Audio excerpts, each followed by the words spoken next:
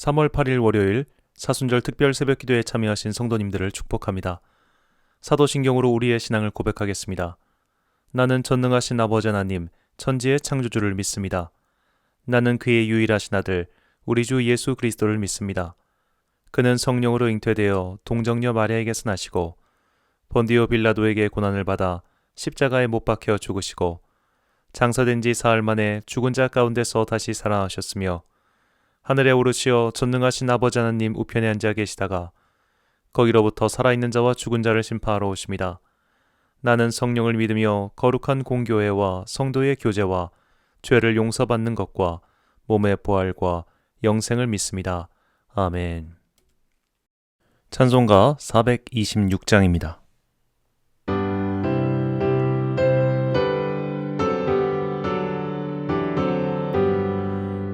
죄인을 완전케 하시옵고 내 맘속에 영원히 거하소서.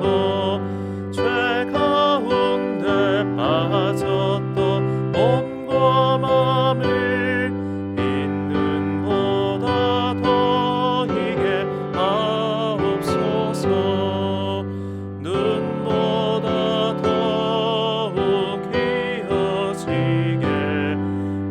보시소서. 정결케 하옵소서. 저 보좌에 앉으신 주 예수여, 이 몸 주께 드리니 받으소서. 내 마음과 지식도 드리오니 있는 보다 더이게 하옵소서. 눈보다 더욱 기어지게 보시소서.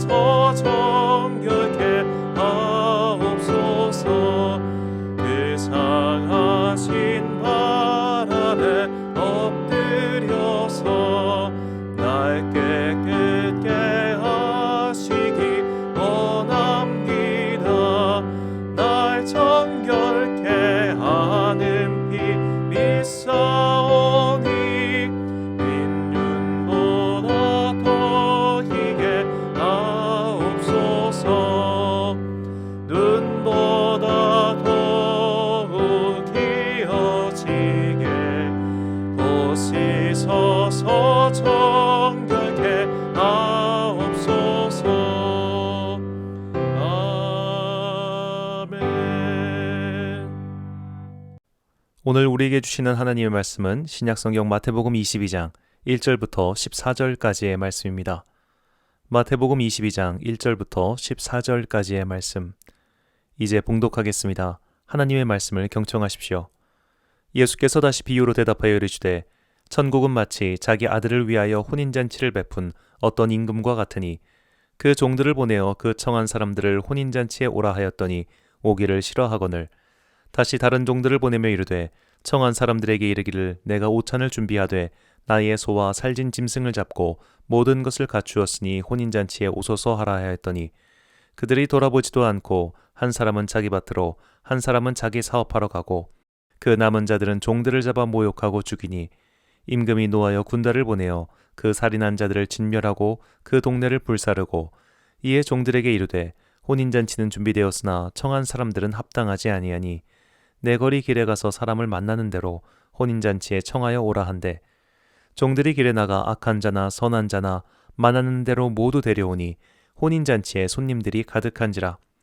임금이 손님들을 보러 들어올새 거기서 예복을 입지 않은 한 사람을 보고 이르되 친구여 어찌하여 예복을 입지 않고 여기 들어왔느냐 하니 그가 아무 말도 못하거늘 임금이 사원들에게 말하되 그 손발을 묶어 바깥 어두운 데에 내던지라. 거기서 슬피 울며 이를 갈게 되리라 하니라.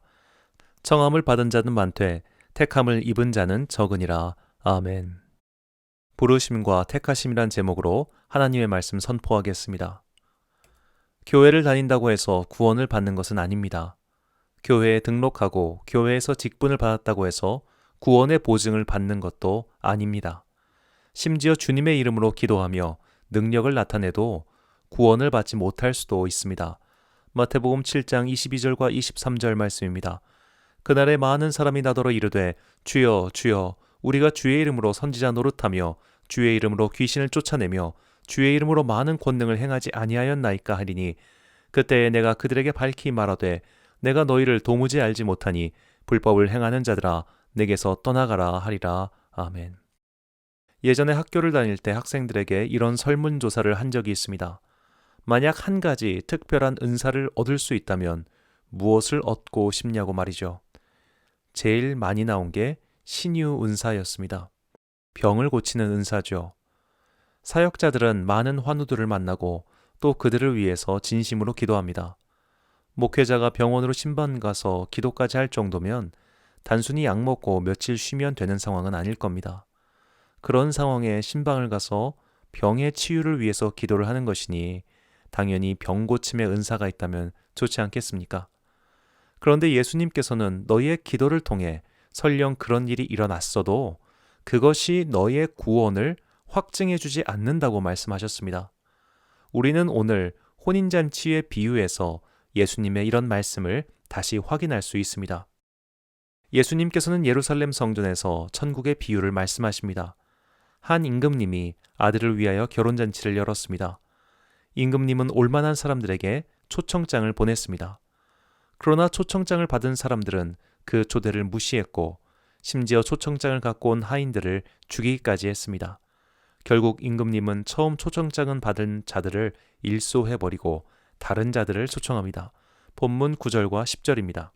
내거리 길에 가서 사람을 만나는 대로 혼인잔치에 청하여 오라 한데 종들이 길에 나가 악한 자나 선한 자나 만나는 대로 모두 데려오니 혼인잔치에 손님들이 가득한지라. 아멘. 두 번째 초청장은 모든 자들에게 보내는 것이었습니다. 그 초청에 응해서 온 모든 자들이 혼인잔치를 마음껏 즐겼습니다. 심지어 그 혼인잔치에는 악한 자들도 있었습니다. 그런데 혼인잔치에 온 사람들 중 에티켓에 안 맞는 옷을 입고 온 사람은 잔치 자리에서 쫓겨나고 말았습니다. 악인이어서 쫓겨난 것도 아니고 그의 과거 악행이 밝혀져서 쫓겨난 것도 아닙니다. 잔치에 맞지 않는 옷을 입고 와서 쫓겨났습니다. 예수님께서 말씀하십니다. 본문 14절입니다. 청함을 받은 자는 많되 택함을 입은 자는 적으니라. 아멘. 오늘 우리가 주목할 단어는 청함과 택함입니다. 청함이라고 번역한 헬라어 클레토스는 밖에서라는 뜻의 부사와 합치면 클에클레시아가 됩니다.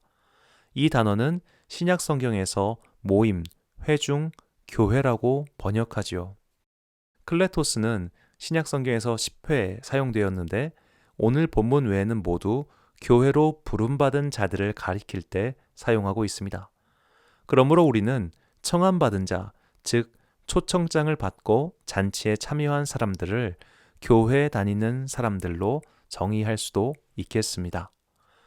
교회를 다니는 것은 그야말로 부름받은 자로서 첫걸음을 내디는 것입니다. 그러나 부름을 받았을지라도 드레스 코드를 맞추지 않으면 쫓겨납니다.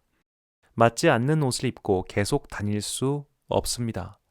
교회를 다니는 사람들, 즉 부름받은 사람들은 부름에 걸맞는 옷을 입어야 합니다. 그것이 택함입니다. 택함이라고 번역한 헬라어는 에클렉토스입니다. 이 단어는 모두 22번 사용되었는데 신약 성경 전체의 용례를 살펴보면 주로 마지막 날에 주님의 택하심을 받은 상태에서 최후의 환난을 겪는 이들을 가리킬 때 사용됩니다. 예수님께서는 이미 씨 뿌리는 자의 비유를 통해 같은 주님의 말씀을 받았지만 열매를 맺는 자와 그렇지 못한 자를 구분하셨습니다. 부름을 받고 교회에 와서 말씀을 들었어도 함께 예배를 드렸어도 아무 열매를 맺지 못하고 버림받을 수 있습니다. 근심이 와서 날아갈 수 있고 악한 자의 손이 와서 뽑아갈 수도 있습니다. 그래서 베드로 사도는 이를 알고 우리에게 다음과 같이 경고의 말씀을 주셨습니다. 베드로후서 1장 10절과 11절입니다. 그러므로 형제들아 더욱 힘써 너희 부르심과 택하심을 굳게 하라. 너희가 이것을 행한즉 언제든지 실족하지 아니하리라. 이같이 하면 우리 주 곧 구주 예수 그리스도의 영원한 날에 들어감을 넉넉히 너희에게 주시리라. 아멘. 모든 교인들은 부름받아서 온 사람들입니다. 그러나 구원에 합당한 옷을 입고 있지 않으면 택함을 받지 못하고 결국 버려집니다. 기껏 부름받아서 교회에 왔는데 자기의 시간을 써가면서 다녔는데 마지막 날 주님의 택함을 받지 못해서 저 바깥에 있게 된다면 참으로 억울하지 않겠습니까? 그렇다면 부름받은 우리가 택함을 받기 위해서 어떤 옷을 입고 있어야 할까요? 도대체 하나님 나라 잔치에 어울리는 드레스 코드는 무엇일까요? 계시록 19장 8절과 9절 상반절입니다. 그에게 빛나고 깨끗한 세마포 옷을 입도록 허락하셨으니 이 세마포 옷은 성도들의 옳은 행실이로다 하더라.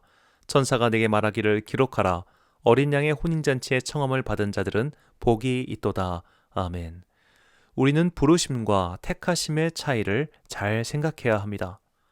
부르심은 누구에게나 값없이 베푸시는 은혜입니다.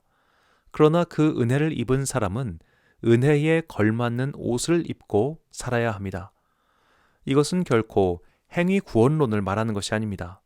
도덕적, 윤리적 바른 행동을 해야 구원을 받을 수 있다는 이야기가 아닙니다. 우리는 다시 예수님의 말씀을 주목해야 합니다. 마태복음 7장 17절에서 19절 말씀입니다. 이와 같이 좋은 나무마다 아름다운 열매를 맺고 못된 나무가 나쁜 열매를 맺나니 좋은 나무가 나쁜 열매를 맺을 수 없고 못된 나무가 아름다운 열매를 맺을 수 없느니라. 아름다운 열매를 맺지 아니하는 나무마다 찍혀 불에 던져지느니라. 아멘. 자, 착하게 살아라는 말과 착한 사람이 되라는 말은 외적으로 보면 같은 결과물을 낳을지도 모릅니다. 착하게 산 사람과 착한 사람은 어떤 차이가 있을까요? 나쁜 사람도 착하게 살 수 있습니다. 즉 착한 척을 할 수 있습니다. 그러나 착한 사람은 착한 척을 할 필요가 없습니다. 예수님의 말씀하신 좋은 나무란 착한 사람입니다. 예수님께서는 너희가 얼마 이상의 열매를 맺어라, 큰 열매를 맺어라, 예쁜 열매를 맺어라 그렇게 말씀하시지 않으셨습니다. 그냥 좋은 나무가 좋은 열매를 맺는다. 좋은 열매를 맺지 않으면 불에 버려진다고만 말씀하셨습니다. 즉 좋은 나무는 자연스럽게 좋은 열매를 맺는다는 말입니다. 그 열매가 크든지 작든지 그건 중요하지 않습니다. 중요한 건 좋은 나무 그 자체의 상태입니다. 이것을 달리 말하면 우리가 착하게 사는 것, 즉 주님의 율법을 지키고 사는 것보다 훨씬 중요한 것은 주님의 자녀, 천국의 자녀가 되는 겁니다.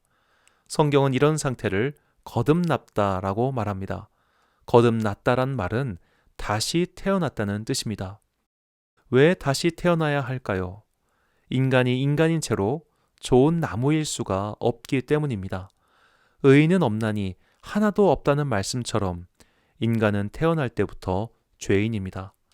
죄인으로 태어난 인간은 이 세상에 널리 퍼져 있는 죄를 다시 맞이하여 더욱 악해질 뿐입니다. 그 악의 결과는 개인의 죽음이며 또한 피조 세계의 죽음입니다. 그래서 인간은 새롭게 태어나야 합니다. 좋은 나무로 태어나야 합니다. 그 일을 하시는 분이 성령님이십니다. 요한복음 3장 3절과 5절 말씀입니다. 예수께서 대답하여 이르시되 진실로 진실로 내게 이르노니 사람이 거듭나지 아니하면 하나님의 나라를 볼 수 없느니라. 예수께서 대답하시되 진실로 진실로 내게 이르노니 사람이 물과 성령으로 나지 아니하면 하나님의 나라에 들어갈 수 없느니라. 아멘. 순복음 교단의 신학은 물 세례와 성령 세례를 나눠서 설명합니다. 물 세례는 교회에서 행하는 입교와 예전의 의미로서 세례이고 성령 세례는 거듭남의 표징이며 이를 증거하는 것이 성령님의 은사, 주로 방언이라는 거죠. 그러나 장로교회의 신학은 이와 좀 다릅니다. 교회의 입교와 세례 예식을 통해 성령님의 세례도 함께 이루어집니다. 즉 물세례와 성령 세례는 별개의 사건이 아니라 하나의 사건으로 해석하는 것이 장로교회의 신학입니다.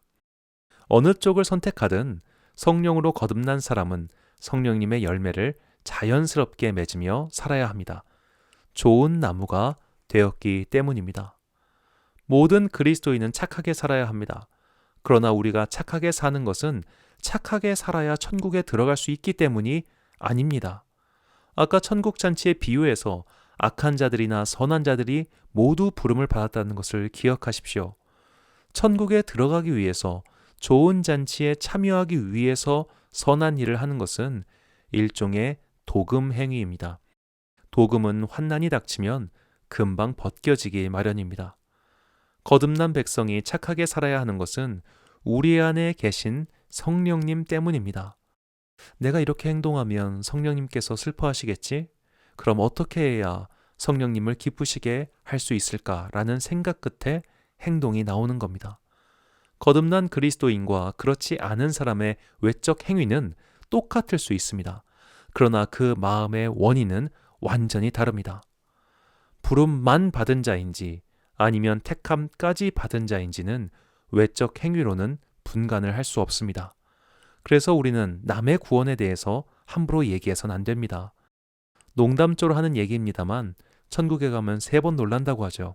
저 사람이 있어서 놀라고, 그 사람이 없어서 놀라고, 내가 들어와 있어서 놀란다고 합니다. 우리는 모두 부름받은 자들입니다. 부름받지 않은 자들은 애당초 교회에 오지도 않습니다.